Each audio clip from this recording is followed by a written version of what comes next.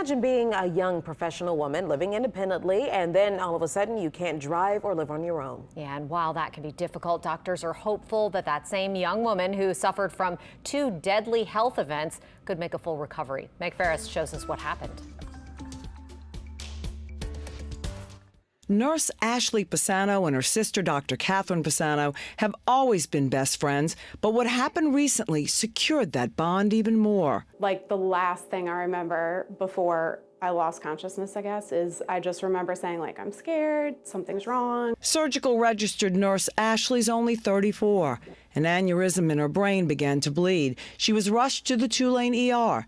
Neurosurgeon Dr. Kendrick Johnson knew time was critical. He threaded a metal wire the width of a human hair from a vessel near the groin all the way into her brain, deploying a coil to stop the blood from getting to the aneurysm. I was convinced I was gonna die, and I just kept thinking I was gonna die, and my sister kept saying, like, no. After that success, something very rare happened to Ashley. She got broken heart syndrome. And in response to that stress, the physical stress in her case, her heart responded in that way and failed quickly and severely. Tulane interventional cardiologist Dr. Asad Nakli, trained in complicated cases, stepped in. Time was of the essence.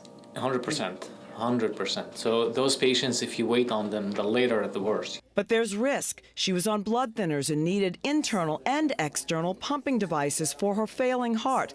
Another brain bleed could be catastrophic. My first reaction would be, she's 34. You know, there's no way I'm going to give up on her. So we took a bet, and she proved us right. So the unique thing about her case is that she's young. And I tell people all the time, despite our best efforts, all the things we do, the best medicine that she has for her is that she's a young, healthy person. When Ashley woke up weeks later, Catherine, who was constantly by her side, got a good sign. We put on Taylor Swift, and she couldn't really open her eyes yet at the time, but she was mouthing all of the words to the Taylor Swift song and moving her shoulders.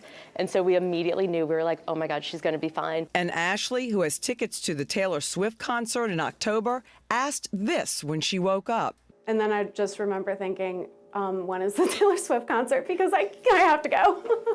While she can't fly to the June concert in Scotland, despite still recovering with physical therapy, doctors expect she'll defy all odds. Meg Farris, WWL, Louisiana.